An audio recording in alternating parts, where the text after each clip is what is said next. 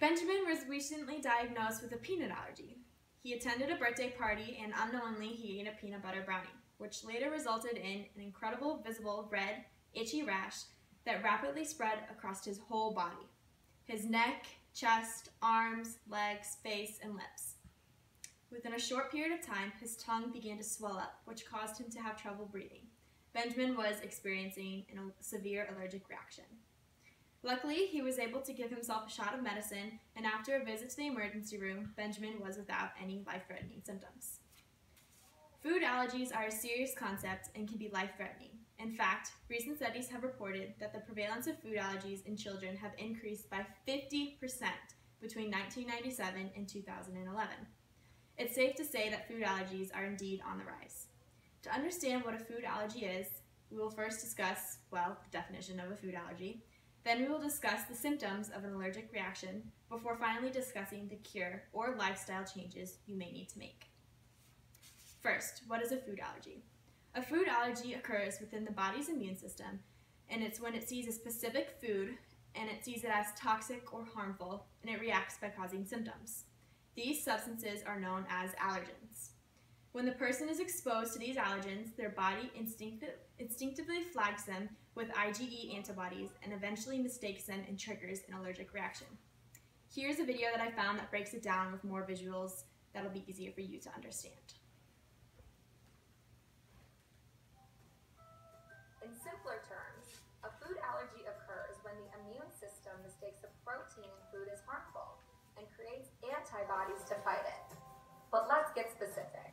According to the National Institute of Allergy and Infectious Diseases, if you have a food allergy, your immune system makes a type of antibody called immunoglobulin E, or IgE. This class of antibody binds to immune cells called mast cells that circulate throughout your body. When you eat an allergen, the protein attaches to the IgE antibody, signifying to the immune cells that they need to release certain chemicals that cause allergy symptoms.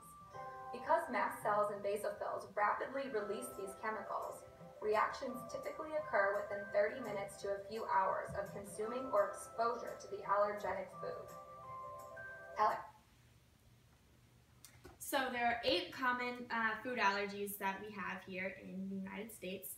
The 8 being peanut butter, peanut, milk, wheat, egg, pine nut, soy, fish, and shellfish. These 8 consist of 90% of all the allergic reactions.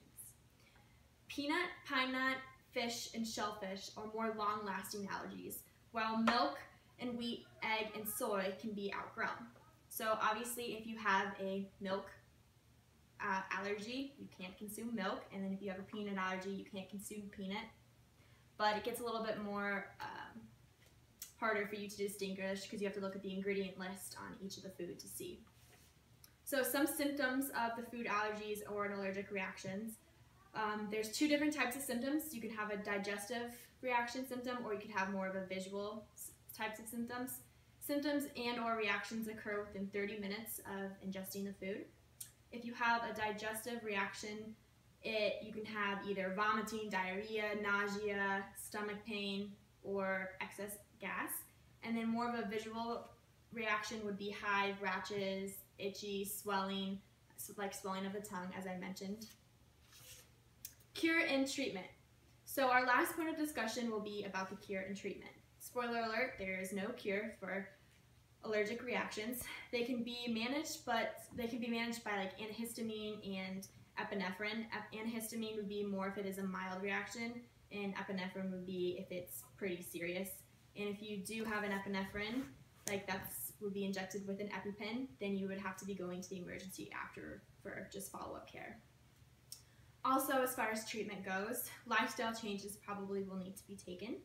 You need to monitor where you eat, you need to read the ingredient list, read the nutrition label, ask questions. Referring back to my introduction, Benjamin probably should have asked the person who made the cookies at the birthday party what all the ingredients were. And also, just another little tip, just be careful where you touch and where you eat. So in conclusion, by defining what a food allergy exactly is, introducing the most common types in today's world, expressing the mild and or severe symptoms before finally discussing the treatment used, we can understand the seriousness behind a food allergy. Food allergies can be life-threatening. The symptoms are no joke and should be handled effectively and with caution. Now that you know what to look for and have confidence when you are exposed and/or if you encounter any food allergy situation. Food allergies went from being a rare and unknown concept to a common issue.